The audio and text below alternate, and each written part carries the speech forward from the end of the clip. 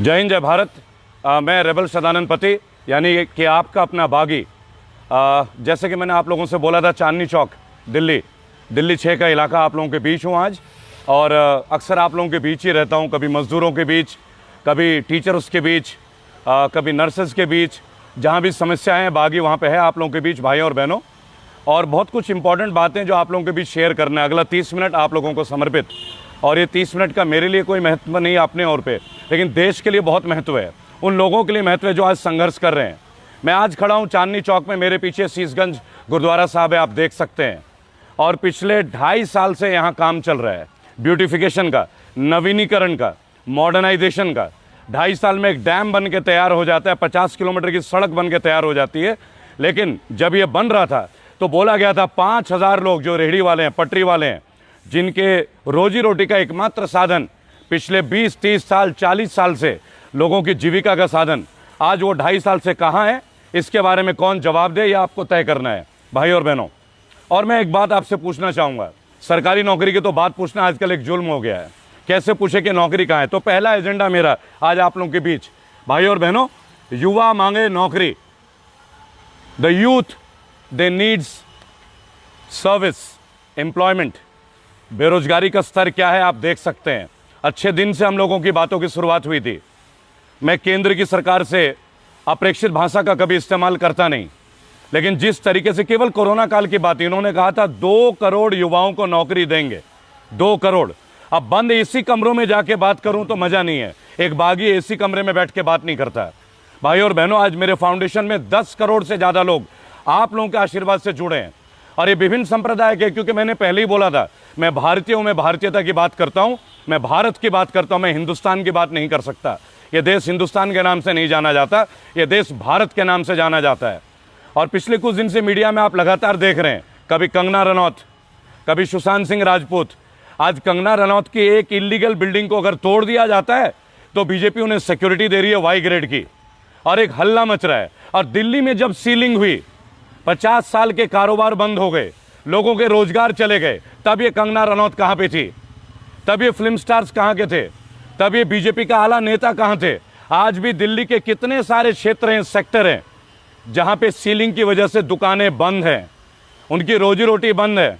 वो कहां जाएंगे कारोबार करने, जो 40 साल से एक जगह पे नियमित तौर पे सुबह और शाम कारोबार करते थे। भाई और बहनों, पिछले कुछ दिन पहले मैंने सफाई कर्मचारियों का आंदोलन शुरू किया था ग्रेटर नोएडा गौतम बुद्ध विश्वविद्यालय में। कोरोना काल में इनको क्वारंटाइन जोन के लिए रखा गया था, पेशेंट्स के लिए रखा गया था।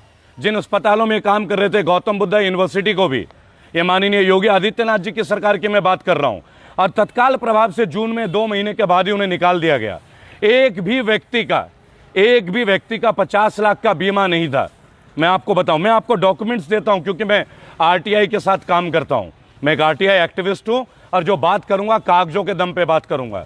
चलिए आज बात करते हैं, युवा मांगे नौकरी।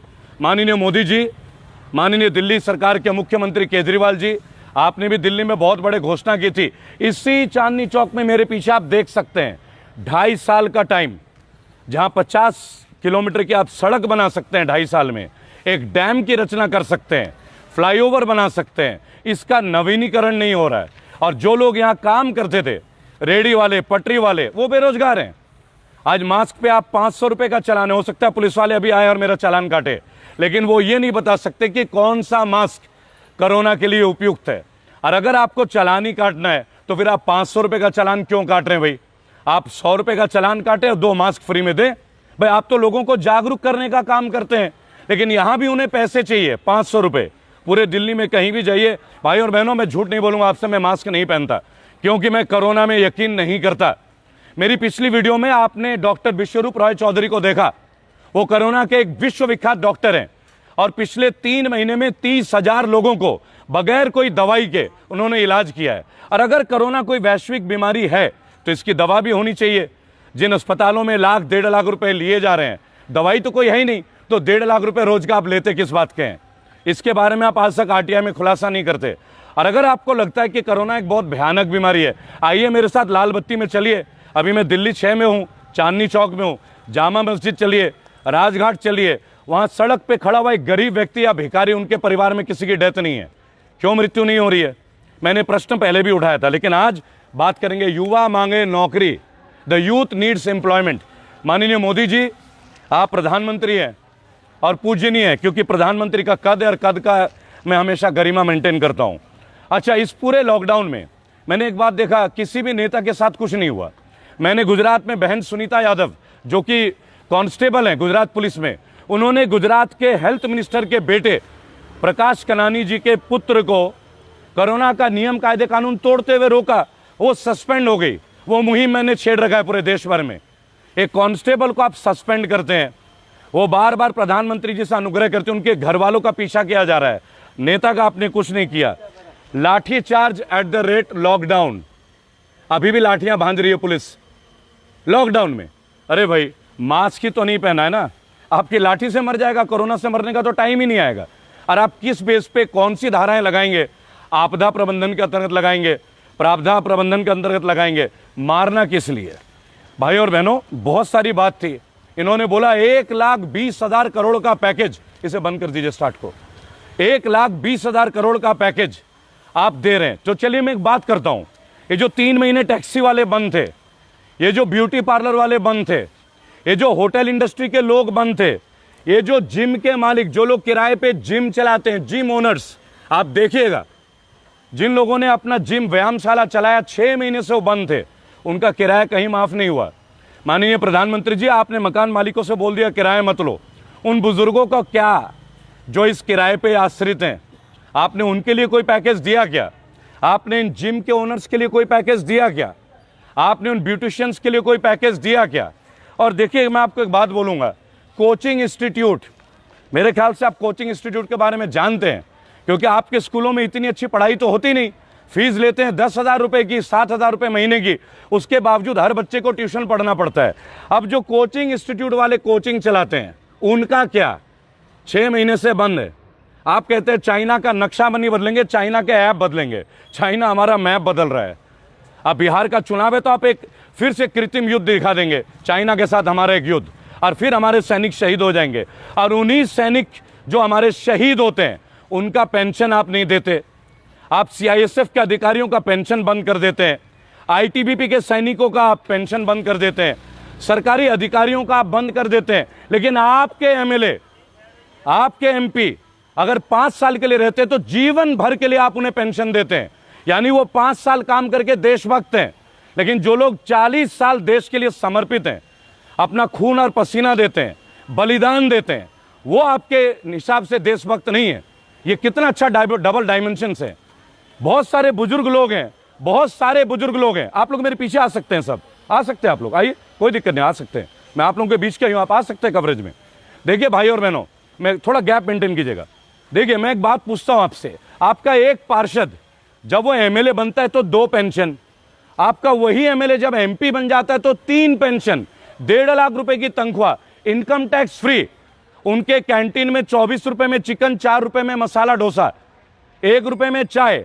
और यहां पे चाय पे चर्चा, एक चाय वाला जो आज प्रधानमंत्री बना है, आज 10 रुपए के नीचे कहीं साधारण पब्लिक को चाय नहीं मिलती, लेकिन पार्लियामेंट के कैंटीन में 25 पैसे से चाय की शुरुआत है। यानी गरीब आप लोग हैं।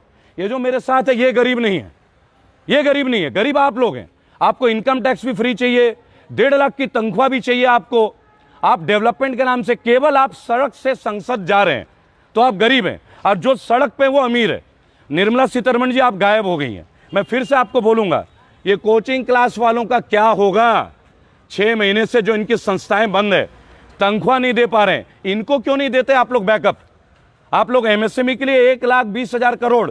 मैं रेबल सदानंद पति, मेरा फाउंडेशन एमएससी है, एमएसएमई सोशल सर्विसेज, 1 रुपया नहीं मिला मुझे निर्मला जी।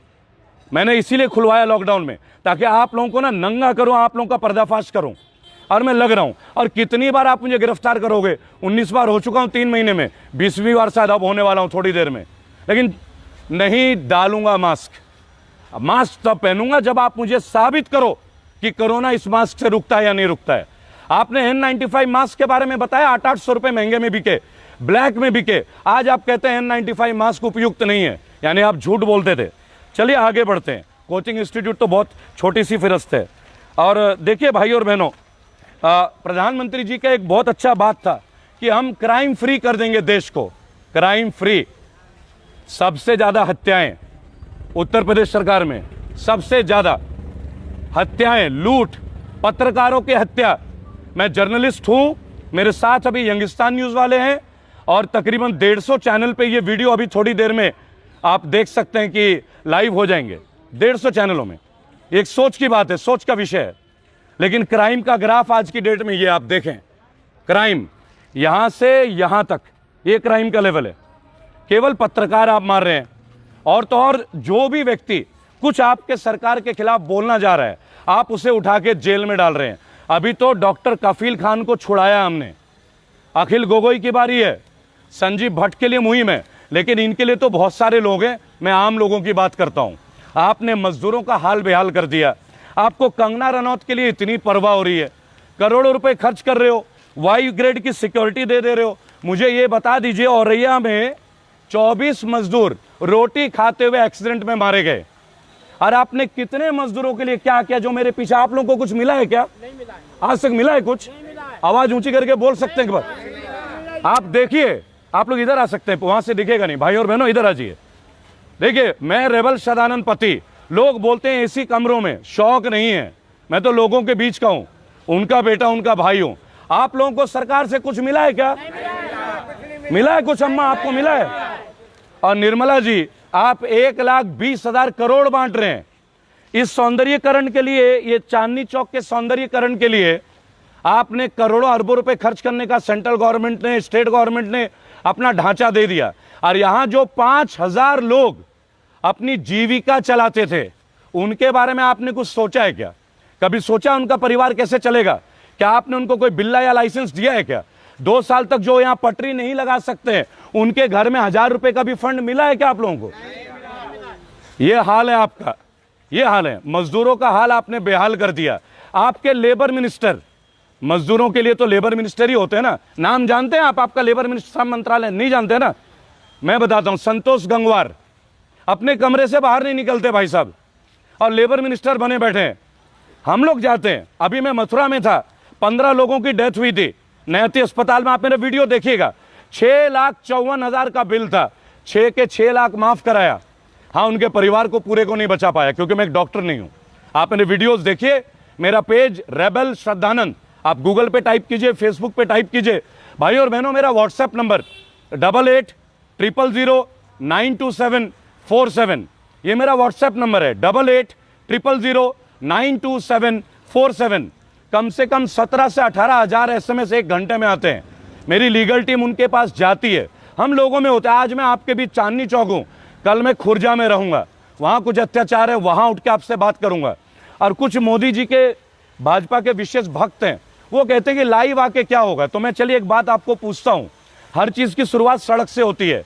आपके मोदी जी सड़क से उठ के आए थे, पैदाइशी प्राइम मिनिस्टर नहीं थे। वो रेलवे स्टेशन में चाय बेचा करते थे। आज एक चाय वाला रेलवे स्टेशन बेच रहा है।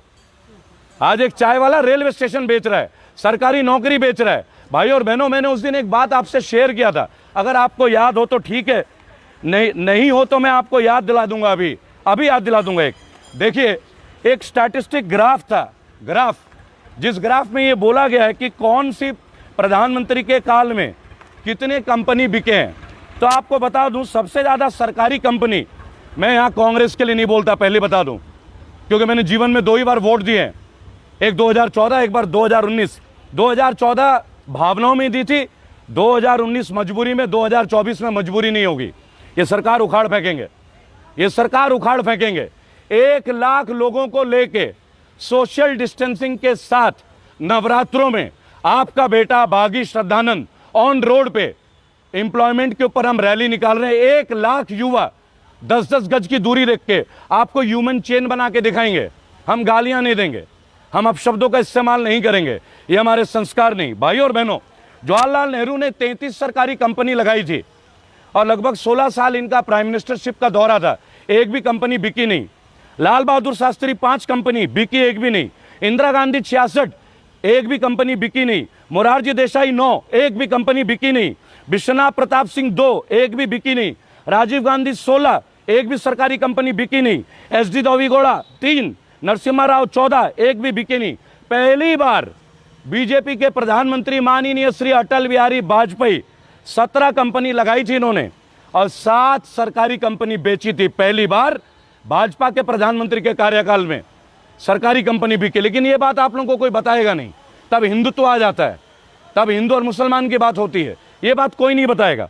मनमोहन सिंह जी 23 कंपनी लगाते हैं और 3 कंपनी बिकती है, लेकिन माननीय श्री नरेंद्र मोदी जी 0 कंपनी लगाते, एक भी सरकारी कंपनी मोदी जी के राज में नहीं लगता, लेकिन 23 सरकारी कंपनी बेच डालते हैं, 23।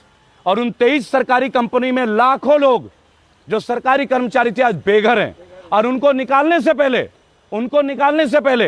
उनका पेंशन बंद करते हैं, उनका पीएफ बंद कर देते हैं, और फिर वो व्यक्ति बोलता है कि भाई और बहनों मैं भी गरीब था। याद रखिएगा, मोदी जी गरीब थे और करोड़ों रुपए खर्च कर रहे, ये बात साबित करने के लिए कि मैं गरीब था। लेकिन आप लोग गरीब हैं या नहीं है? हम लोग गरीब हैं, ये फर्क। और ये है अच्छे दिन। अगर इसी अच्छे दिन का हम लोग इंतजार कर रहे थे तो और थोड़ा इंतजार कर लीजिए, वो दिन दूर नहीं जब हम लोग जानवरी की तरह हाँके जाएंगे। अब हम लोग इंसान नहीं है। आप देखिए, इधर आके बोलिए, आप लोग इधर आके बोलिए, आज हाँके जा रहे हैं। भाई और बहनों देखिए, मैं किसी पॉलिटिकल पार्टी का हिस्सा नहीं, मेरा संगठन है रेबल सदानंद पति फाउंडेशन, और इस संगठन में मैं लोगों के बीच होता हूं, उनके मुद्दों को लेके लोग आज सुन रहे हैं। आज 10 करोड़ से ज्यादा लोग मेरे संगठन में जुड़े हैं। आज लोगों के बिल माफ हो रहे हैं। बहुत जल्दी आपको बहुत बड़ी चेंज दिखेगा। अभी बिहार में चुनाव है, हमने अपने फाउंडेशन में एक बात कहा है, जो भी व्यक्ति निर्दलीय हो और जिसका पुलिस का कोई भी केस ना हो, उसके लिए हम लड़ेंगे, उन्हें संसद तक पहुंचाएंगे। लेकिन जो भी व्यक्ति इलेक्शन लड़ना चाहता और उसका क्रिमिनल केस हो, उसके साथ आप लोग मत दीजिए। आप देखिए, आज भी हिंदुत्व की बात हो रही है कंगना रनौत के लिए। यही कंगना रनौत जो आज भाजपा के साथ हैं, और कल जब भाजपा और शिवसेना दोबारा गठबंधन हो जाएगा तब कंगना रनौत जी कहां जाएंगे आप? करोड़पति फिल्म स्टार, अरबपति, इनको सिक्योरिटी चाहिए। और वो लड़की उन्नाव की हमारी वीर बहन, जिसने कई बार बोला बलात्कार पीड़ित, कि ये कुलदीप सेंगर बीजेपी का विधायक, उन्नाव से कुलदीप सेंगर, उसने चीखें लगाई कि मेरे परिवार को सुरक्षा दिया जाए। तब भाजपा की सरकार सोई हुई थी, योगी आदित्यनाथ की सरकार सोई हुई थी। उस लड़की की निर्मम हत्या होती है, उसके चाचा की हत्या होती है, उसके वकील की हत्या होती है, लेकिन उनको सिक्योरिटी नहीं दी जाती है। आज कुलदीप सेंगर फिर से रिहा होता है। भाई और बहनों, ये मोदी राज है, ये भाजपा का सुशासन है। मैं कभी भाजपा के खिलाफ नहीं था, मैं आज आपको बताऊं, लेकिन पढ़ा लिखा युवा हूं, देश विदेश में काम कर चुका हूं, भारतीय सरकार के लिए भी।